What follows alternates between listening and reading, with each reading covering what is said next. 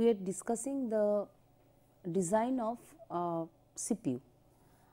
All of you know the main part of CPU are actually two. The one is the arithmetic logic unit ALU and another is the control unit. These are the main two parts. Already we have read the design of ALU and now we started the discussion on the design of control unit. Last day we have read the basic concepts of designing the control unit, and we have seen there are two approach of designing CU, the control unit. One is the hardware control unit, another is the microprogrammed control unit. We have read last day the different type of bus architecture, that single bus architecture, the 2 bus architecture, 3 bus architecture, and using the different type of bus architecture actually that how the performance varies if we give the hardware, or actually the optimization between the hardware and the speed, that we have seen. Today we will read the hardware control design. First we see that what are the steps involved in hardware control design. Now, the step 1 is derive a flowchart from the problem definition and validate the algorithm by using a trial data. So, given a problem, the first we derive the flowchart, and flowchart means actually if a flowchart is given, that algorithm we can get from the flowchart as it is. Now, validate the algorithm by using a trial data. That means, whether it is a correct algorithm or not, or the flowchart we have got from the problem definition, whether actually it is giving the right result or not, that we have to validate. Step 2, obtain a register transfer description of the algorithm from the flowchart. Step 3, specify a processing hardware along with various components. Step 4, complete the design of the processing section by establishing the necessary control inputs. So, from here we identify the processing hardware with the components needed, and then we complete the design of the processing section. That means, what input is needed or to interface between the components and the processing section. Then step 5, determine a block diagram of the controller, because we want a hardware design. So, first we from there now the controller block diagram level controller design we have to do. Then step 6, obtain the state diagram of the controller.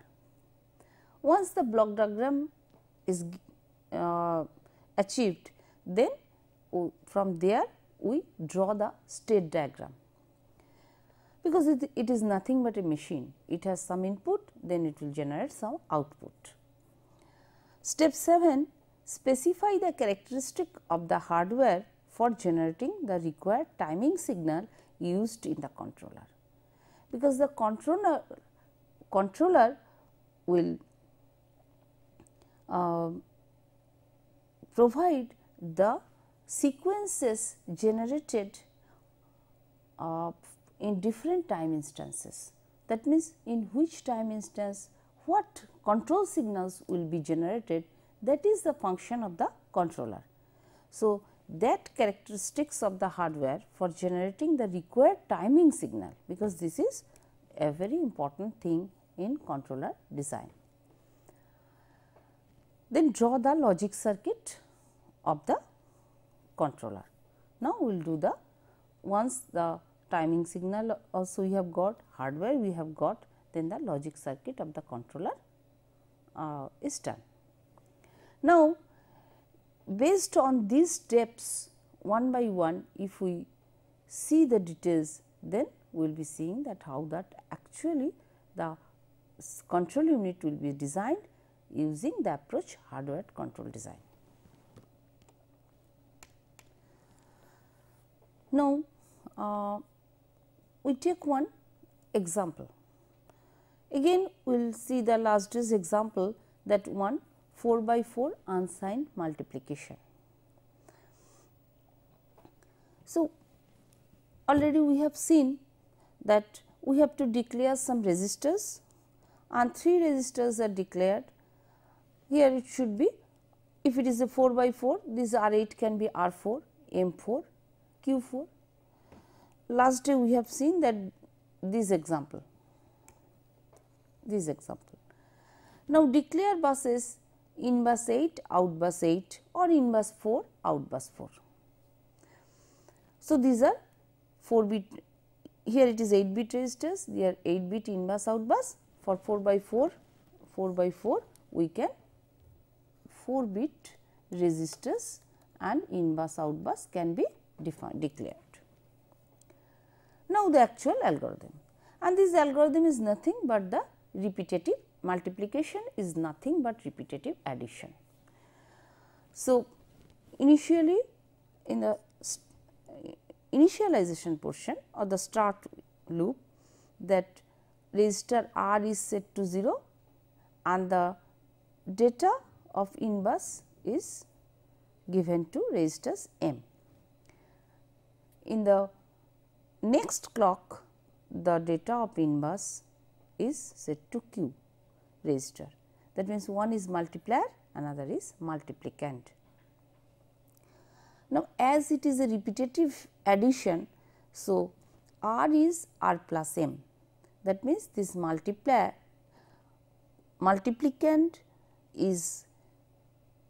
will be added Q times, M will be added Q times, then it will give QM. So, R is R plus M. What we are doing, every time after this addition, Q is decremented by 1, and then if Q not equal to 0, then go to loop,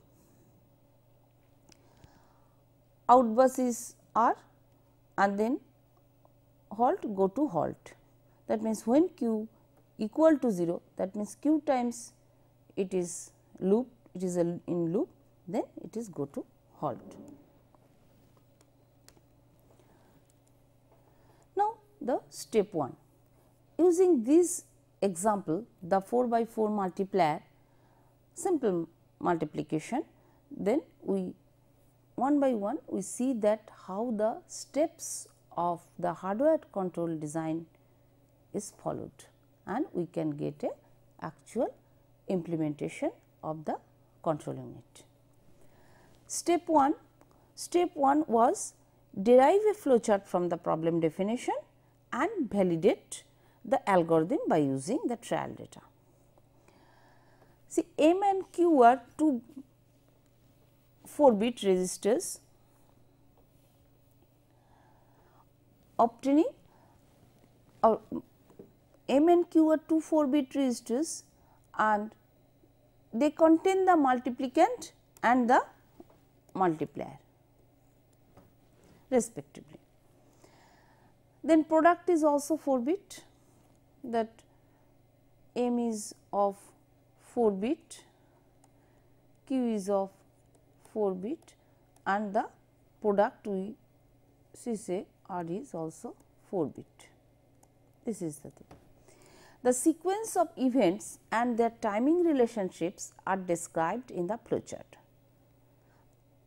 See, we see the flowchart.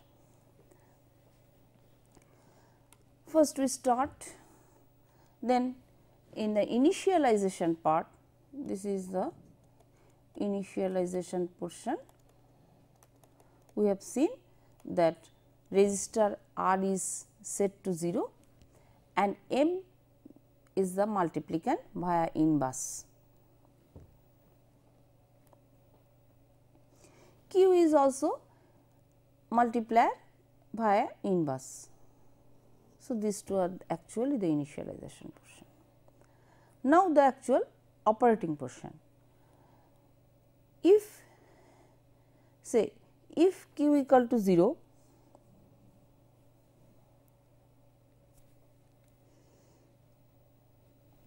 so if q equal to 0, then it is program should be stopped. That means, m should be this q m is nothing but m plus m q times. So, what we have to do again here?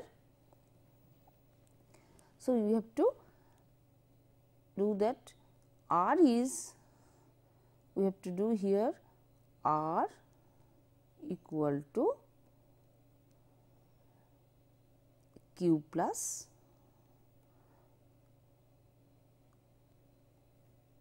m, r is r plus m. We can do that. R is r plus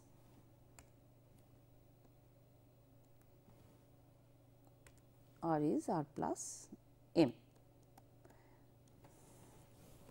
So, this is the flow chart, one initialization part, one computation part, r is r plus, computation is r plus m.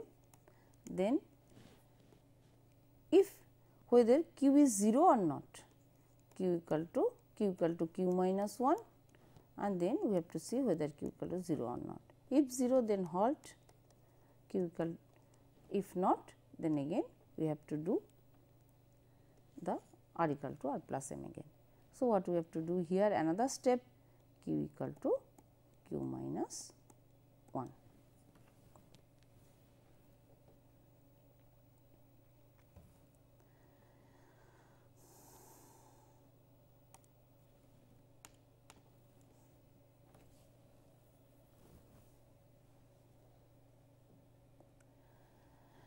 Now, how do we verify? Second thing was validate the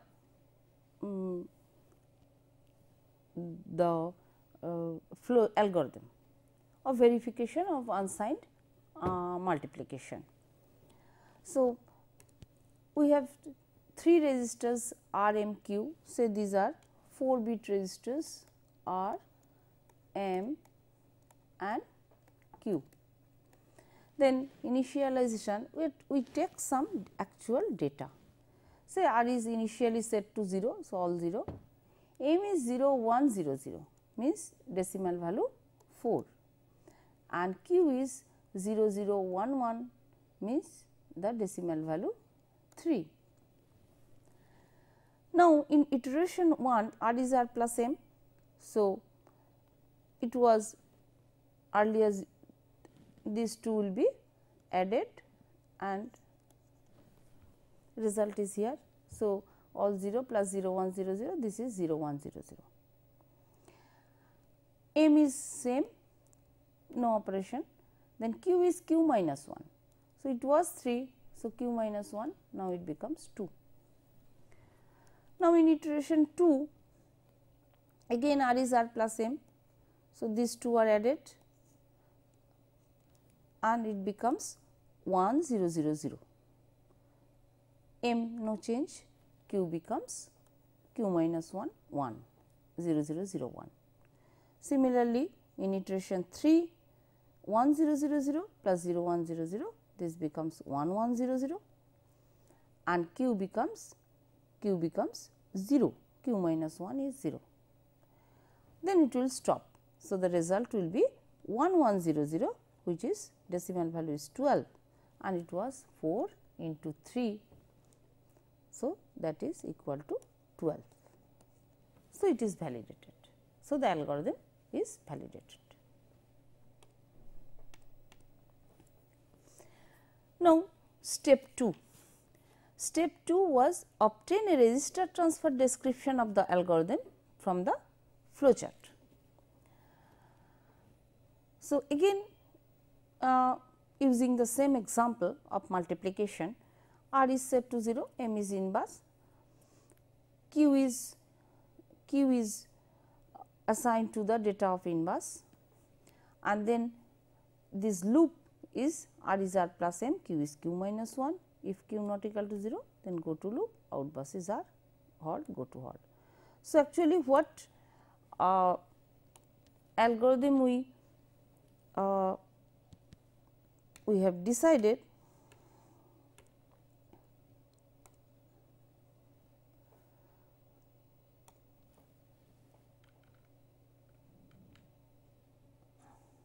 the algorithm we have read, it is there, the register transfer logic.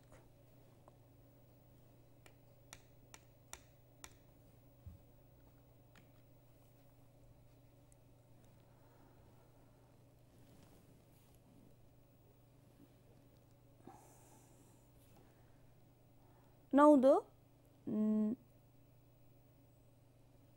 step 3, the processing section. Step 3 was specify a processing hardware along with various components. So, the processing section contains 3 main components. One is general purpose registers. So, 3 operation clear, parallel load and decrement can be performed by applying the inputs at C, L and D. If we remember the operations, one is R is set reset, the register R is set to 0, one is R is set to 0, that is clear.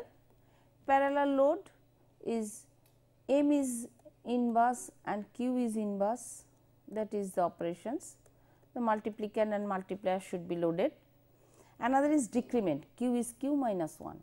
So, these are my operations to be done.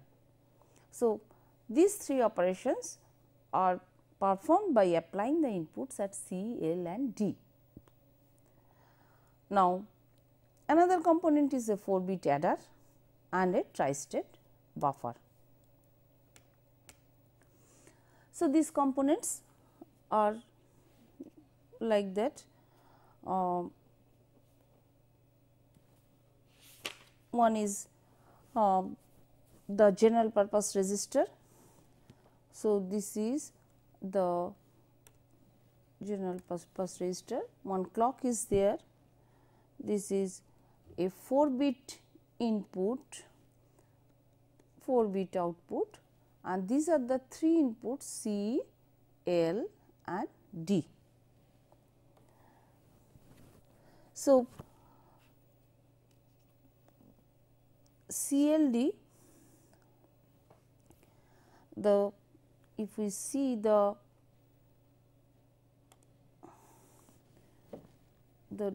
operations of these 3 inputs. So, these are the values of CLD. When C value is 1, LD 0 0, then the clock, say if it is a trailing edge triggered, then action is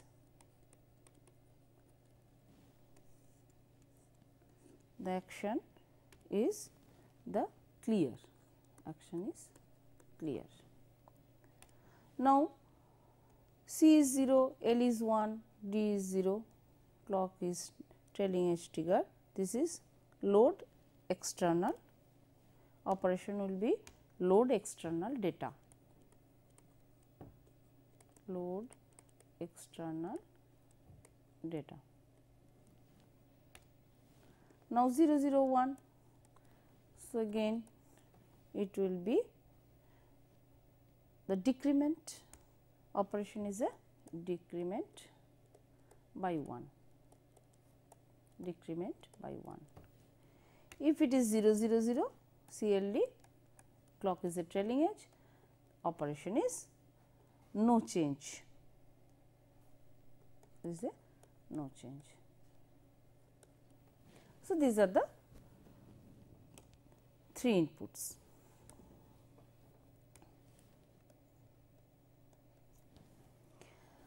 Now, another component is a 4-bit adder. So, already we have read this is a 4-bit, 2 4-bit operands and the result is a 4-bit. So, if the control input comes, say the control input is for this thing, the control input either 1 or 0. If it is 1, then the function is, say, two things are added, I plus r. If it is 0, no operation, no operation. Now, another is a tri-state buffer. So, again if it is a 4 bit tri-state, one control input, and the control input either it will be 1 or 0, and the output will be either 1 is, when control input is 1, then it is whatever input it is coming, or high impedance. When it is 0, that high impedance state, when it is 0, it is a high impedance state. So, this is the design of the 3 main components. Now, step 4. The step 4 was the complete the design of the processing section by establishing the necessary control inputs. Now, we see the detailed logic diagram of the processing section along with the control inputs. We have seen the 3 registers M, R, Q. The R is a register, M and Q are the containing 2 registers containing the multiplicand and the multiplier. Now, R is R plus M. Initially R is set to 0 and then R is R plus M. So, one 4 bit adder is needed and Q is Q minus 1, that is to be done, and then it is to be checked that how many times it will be added. So, we need this. This is the detailed logic diagram of the processing section. So, all these buses will be 4 bit, because this we are illustrating the 4 by 4 multiplier.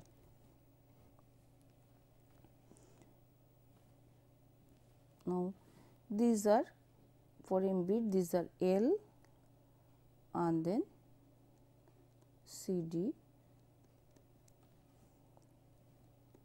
these are grounded.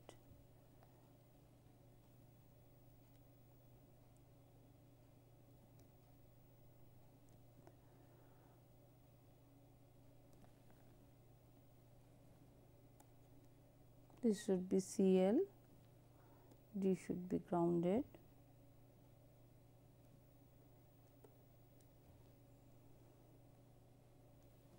Again these values should be coming from here,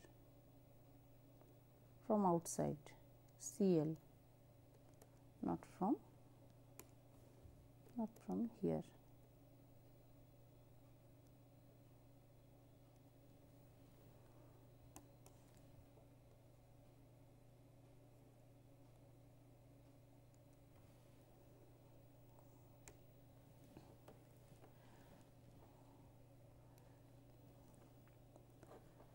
Now, these are L, D and C.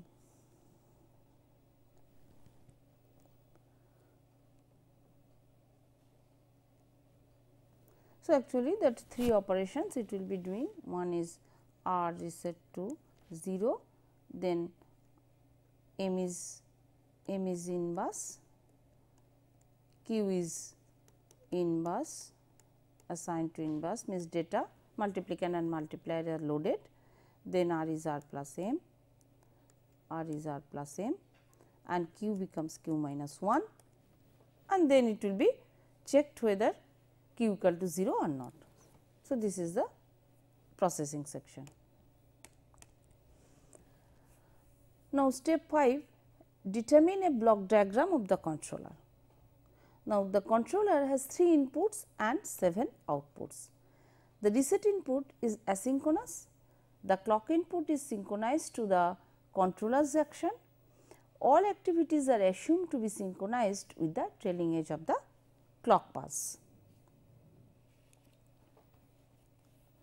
So, this is my step 5. So, what will be the controller design? So, controller has one input is reset, controller one input is reset, this is a Z input, this is a clock, and 7 outputs, these are 7, these are the outputs.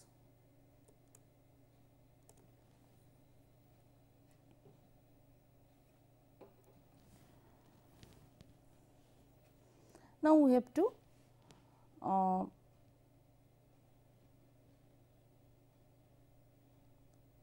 see that step 6 will be the state diagram of the controller. The controller must initiate a set of operations in a specified sequence. Therefore, it is modeled as a sequential circuit.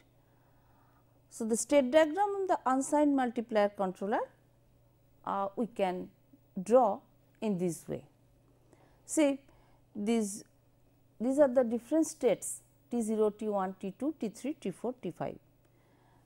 Now, initially the controller is in state T0, this is the initial state.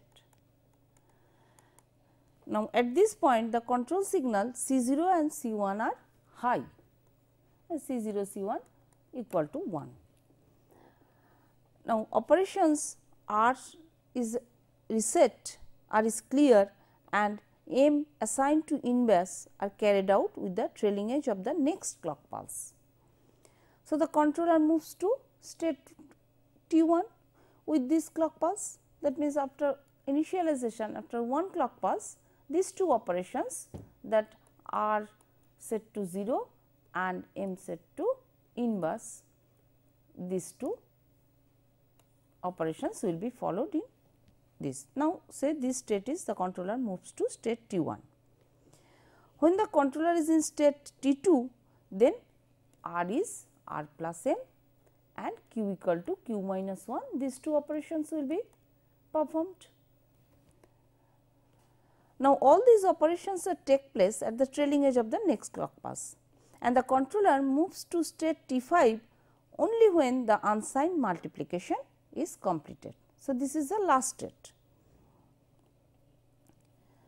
The controller then stays in this state, and a hardware reset input causes the controller to move to state T0 and a new computation will start.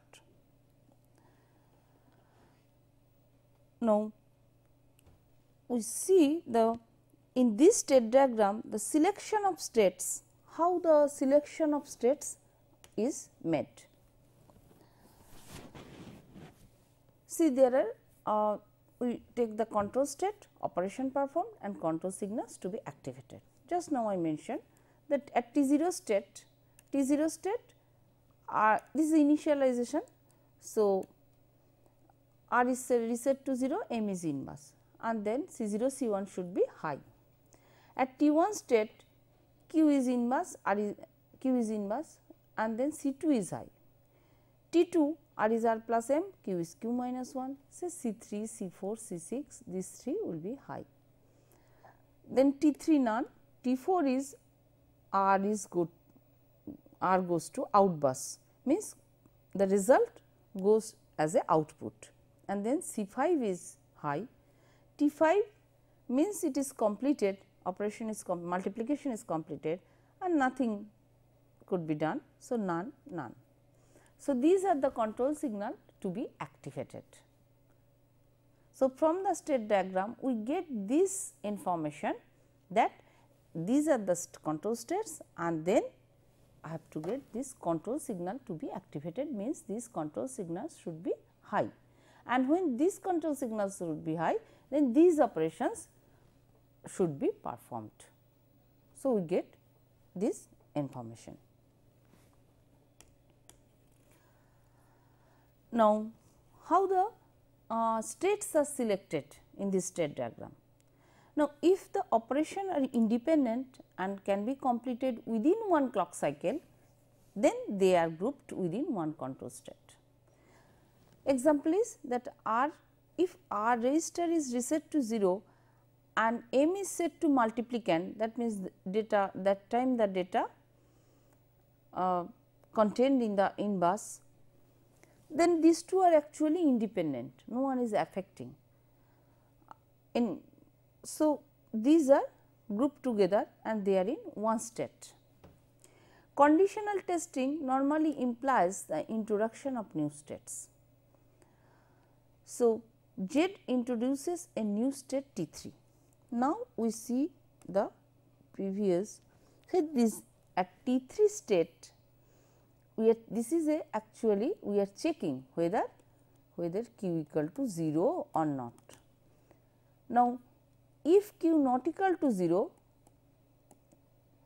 then actually we will go back to T 1, that means again we have to perform R equal to R plus M, q equal to q minus 1.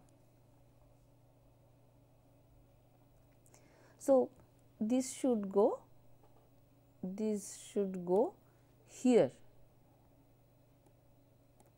not this T 1, because this is a reset state.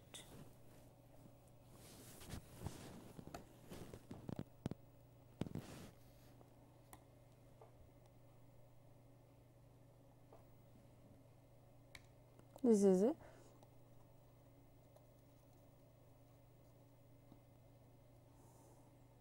this should go at T 2.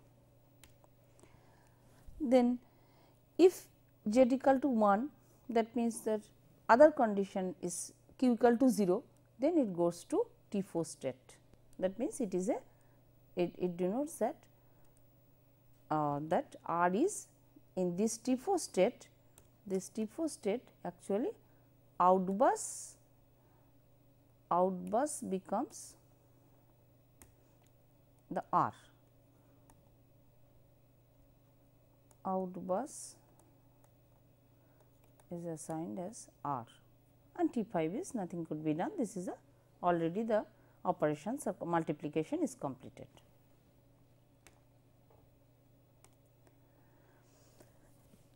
Now, one should not attempt to minimize the number of states, as correctness of the control logic is more important than the cost of the circuit. So, for the first case, for the initial design of control unit, we will not minimize the number of states, as it is a machine.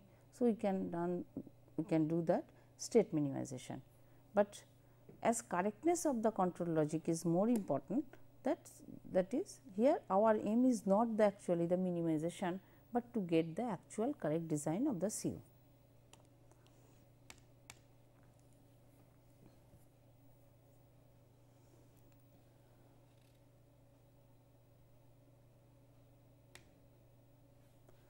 Now, step 7, the generation of time signal by control unit. See, one of the main tasks of CU is to properly sequence a set of operations such as sequences of n consecutive clock pulses, and timing signals are normally generated from a master clock. So, 6 non-overlapping control signals must be generated, as there are 6 states in the controller.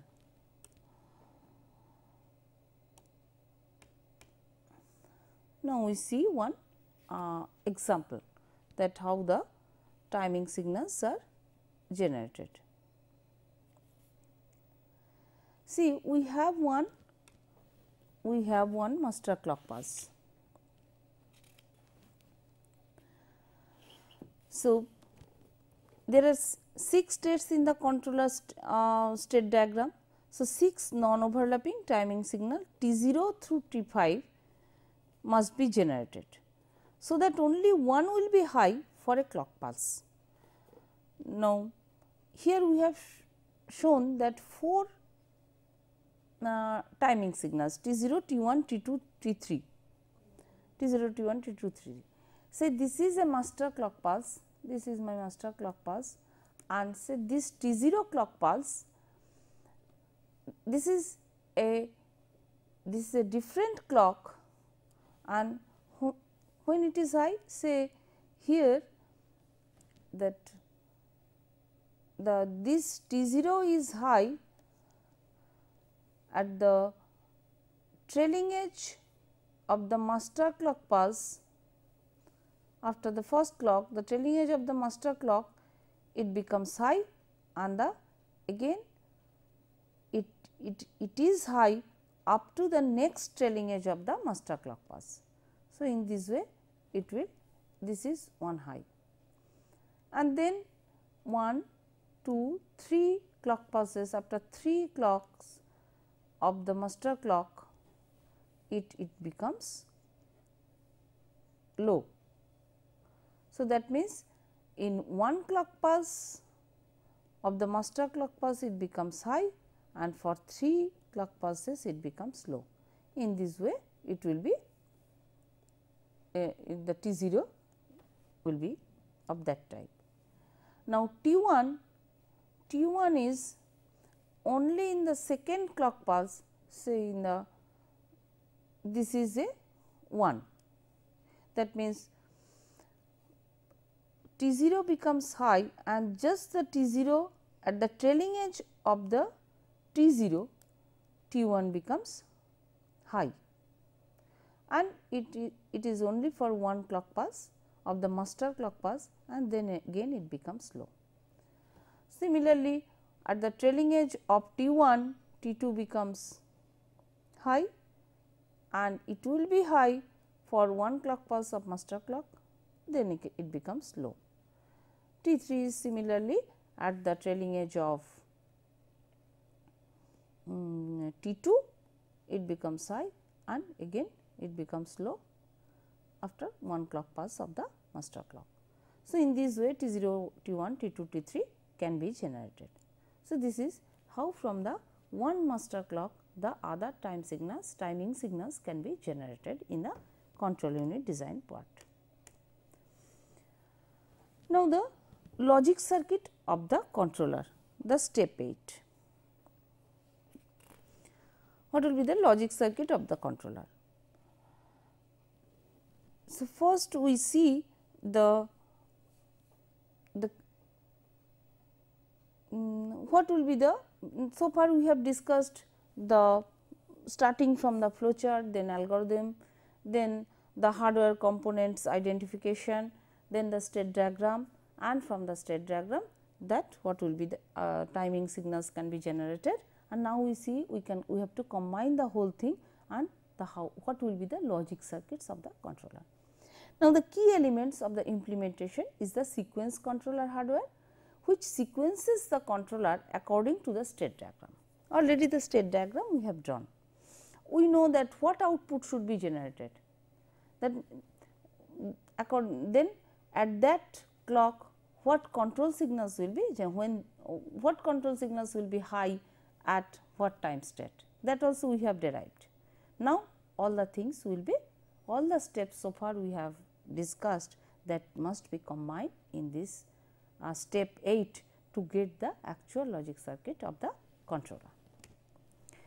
Now, see, this is the key thing is that the key element of the implementation is the sequence controller. So, the controller, so it is the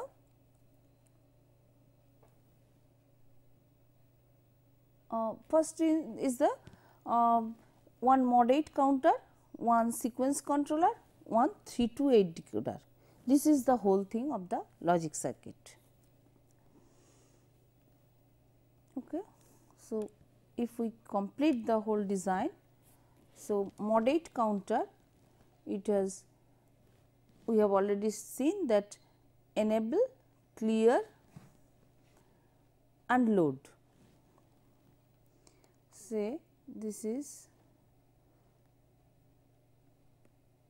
is enable when this line is high, then it is a reset line, this is a reset, this is a load line.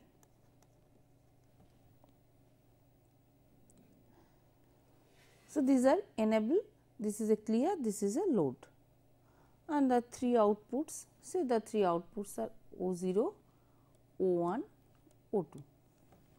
This goes to a 3 to 8 decoder, and the other inputs from the sequence controller, one is L, one is, and the other 3 are say 3 D2, D1, D0, and 3 to 8 decoder. So, these 8 from here we have seen there are 5 states.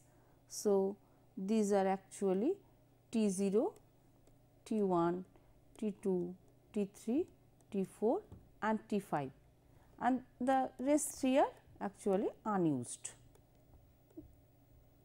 These 3 lines are unused. Now, already we have seen, we have derived that at T0 the control signals should be high there, C0 and C1. So, if we write clearly, say actually at T0 state C0 and C1 control signals should be high. Then at T2, C2 is high. Similarly, we have seen T3, C3, T3, C3, C4 and C6, and T4 there is C5. These we have seen already, T0, T1, T2, T3, T4, T5, that these control states, this control signal should be activated. Okay. So, this signal, so C0, C1, C2, then C3, C4, C6, then C5, and at T5 it will be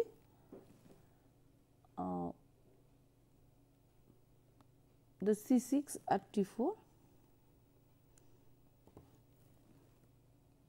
and they so this control signal should be high, and these are, this is another Z input, and this should be that these 2 inputs are coming from the T3 line and the T0, T1, T2, T3, T4, T5 line.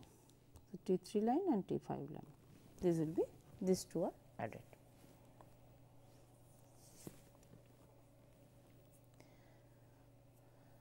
So, these are the logic diagram of the unsigned multiplier.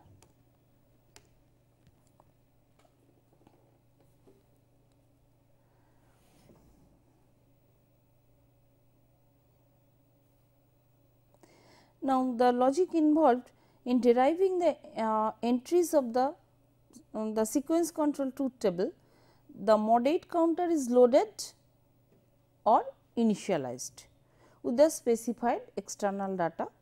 Just now we have seen that the enable, clear and load line. Now, the input L provides the counter enable control input E, already we have seen. Now, from the controller state diagram, if we see again the controller state diagram, the controller counts up automatically in response to the next clock pulse. Every clock pulse it is in the next state. When the counter load control input L equal to 0, because the enable input E is tied to high, such normal non-sequencing activity is desirable. Say the present control state is in T0,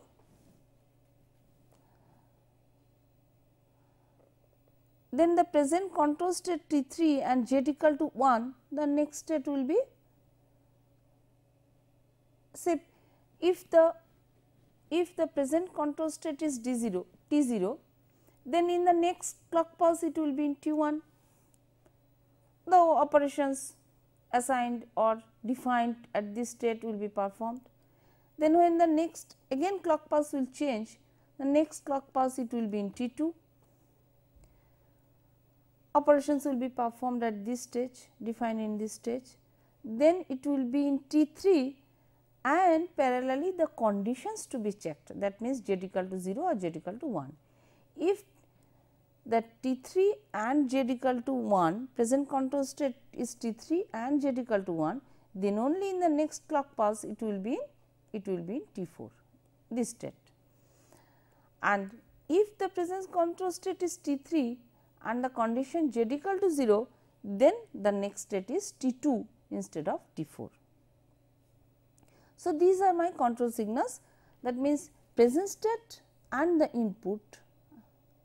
So, here the input is the conditions, the signal generated after the condition, and then the machine will change. So, from the controller state diagram,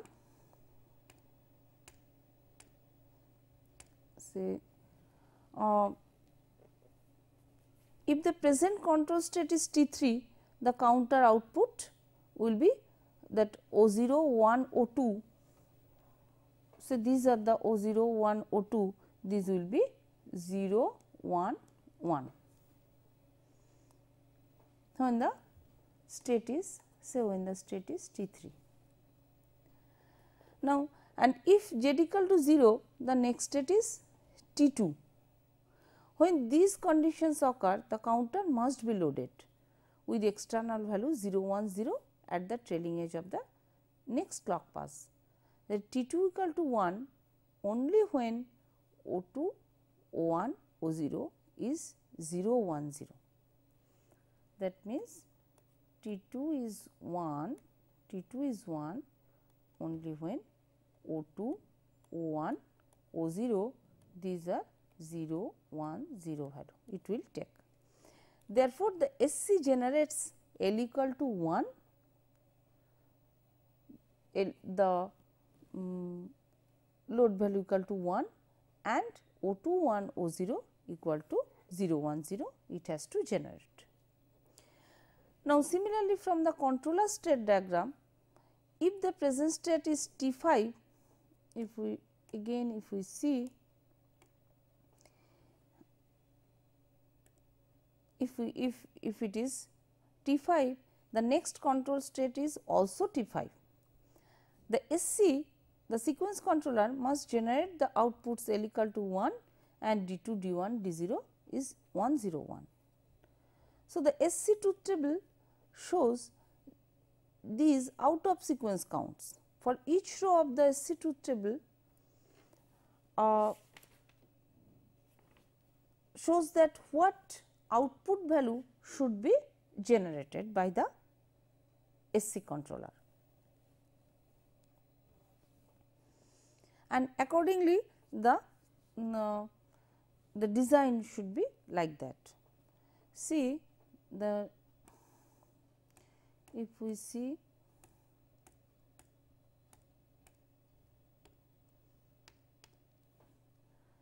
the logic circuits. Now,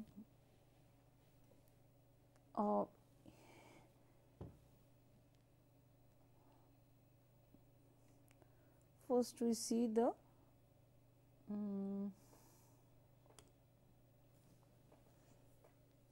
truth table. We will see the truth table.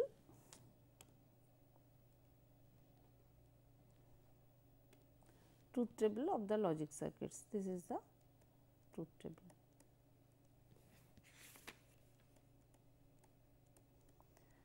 So, this is Z, T3, T5 and outputs are L, D2, D1, D0.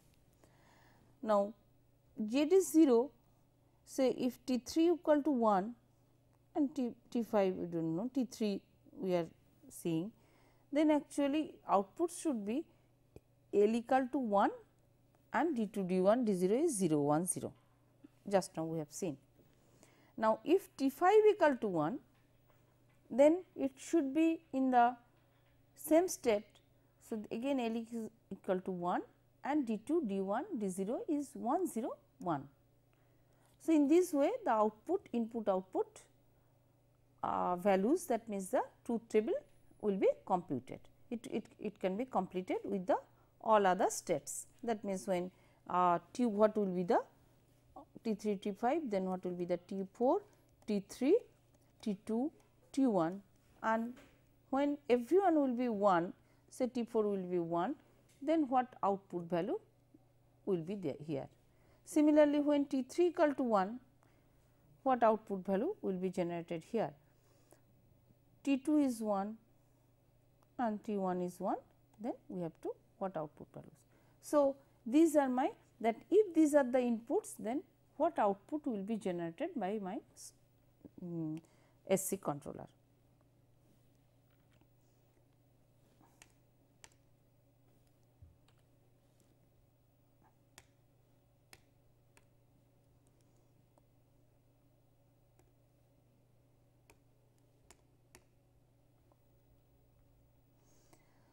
Now, if we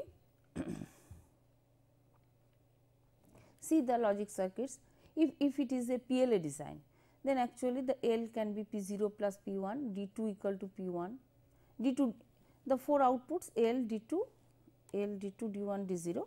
So, L is P0 plus P1, D2 is P1, D1 is P0, D0, and the control states are related to the control signals as follows.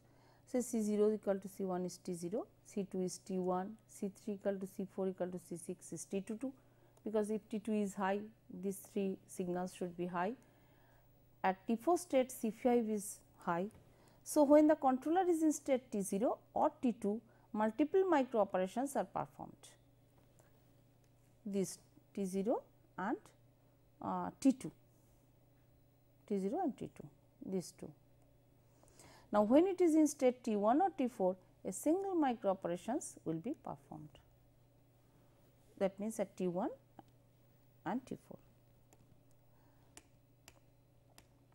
So, if it is a PLA design, then this type of AND array and OR array circuits will be there, and the logic we can write that the product term is generated in the PLA design as P0 plus Z bar T3 and P1 equal to T5, sorry, P0 equal to Z bar T3 and this is P1 equal to T5, and then this the output signals will be generated.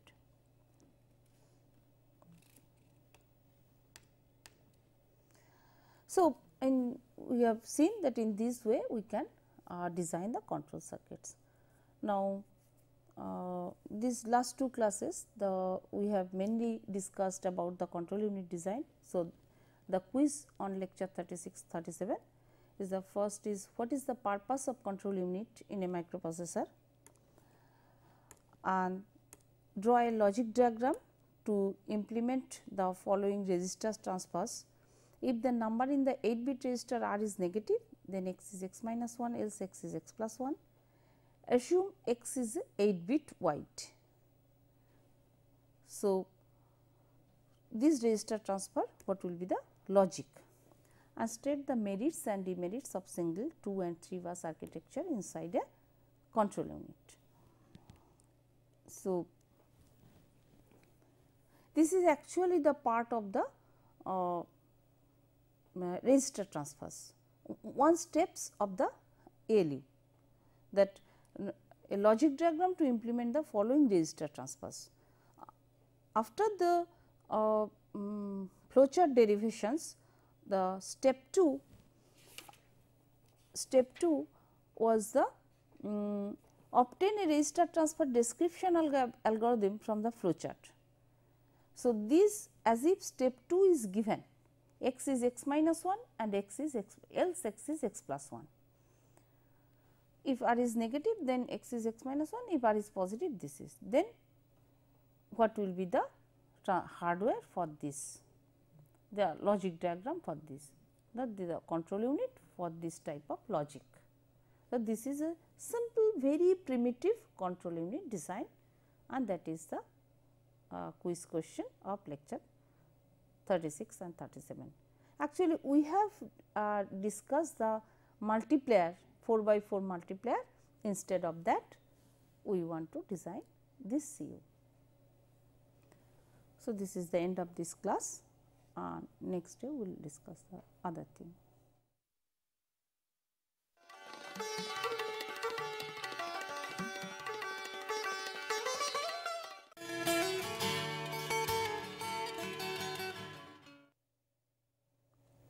We are discussing the design of CPU, and in last class we have read the design of one type of control unit called the hardware control unit. Today we will read the other one, the microprogrammed control unit.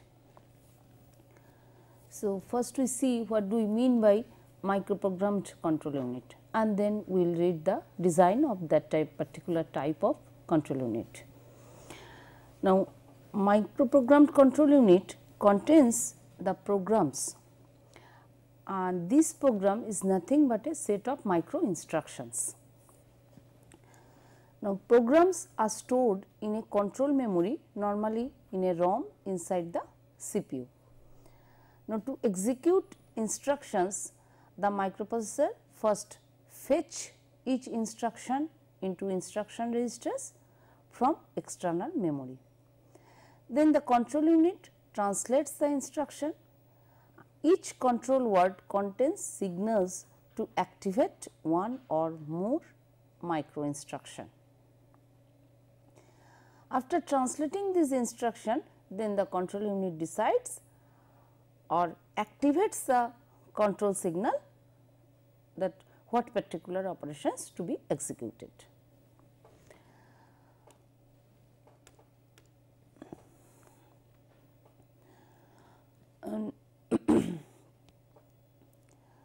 Now, a program consisting of a set of micro instructions is executed in a sequence of micro operations to complete the instruction execution.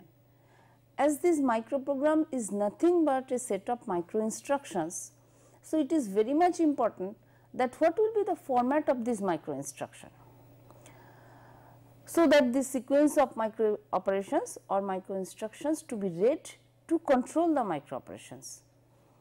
Now, all micro instructions have two fields, one is control word, another is next address. Now, this control word